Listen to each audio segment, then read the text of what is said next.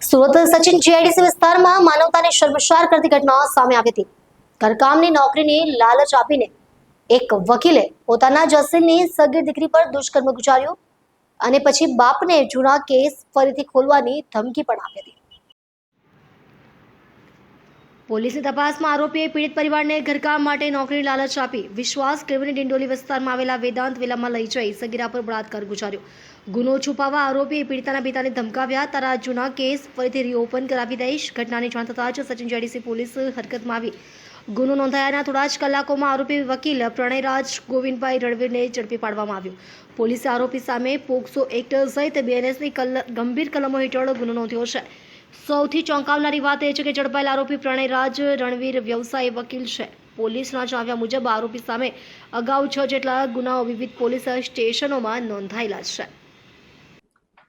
ગઈકાલે 13/7/2026 રોજ આ કામના ફરિયાદી શ્રીએ જીઆઈડીસી પોલીસ સ્ટેશનમાં આવીને ફરિયાદ હકીકત જાહેર કરેલ કે પોતાની સગીર વયની દીકરી કે જે ગયા વર્ષે 12 વર્ષ અને 8 માસની હતી તેણે બે આરોપીઓએ ભગાડી તેના વિરુદ્ધમાં બળાત્કાર કરી ગુનો નોંધાયેલો હતો।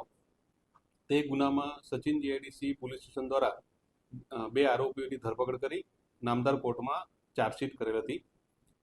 આ જે કાયદાકીય પ્રક્રિયા છે એમાં ફરિયાદી તરફે વકીલ શ્રી પ્રણયરાજ ગોવિંદભાઈ રણવીર નાઓને ફરિયાદીએ એપોઇન્ટ કરેલા અને તેમના કાયદેસરના વકીલ હતા।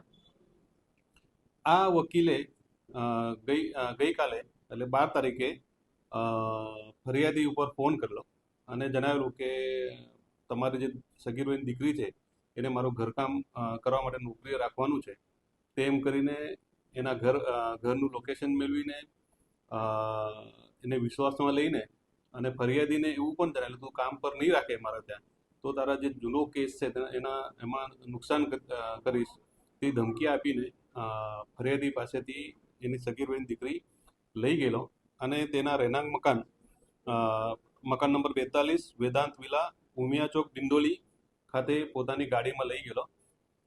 ત્યાં આગળ આ સગીર વયની દીકરી ઉપર બળજબરીથી બળાત્કાર કરી તેનો વિડીયો ઉતારી બળાત્કાર બાબતની ફરિયાદ આપતા સચિન જીઆઈડીસી પોલીસ સ્ટેશને તથા તમામ સુપરવાઇઝર ઓફિસરે મામલાની ગંભીરતા જોઈ તાત્કાલિક ગુનો રજીસ્ટર કરેલો અને તુરંત કાર્યવાહી કરી આરોપી પ્રણયરાજ ગોવિંદ રણવીરની જે વ્યવસાય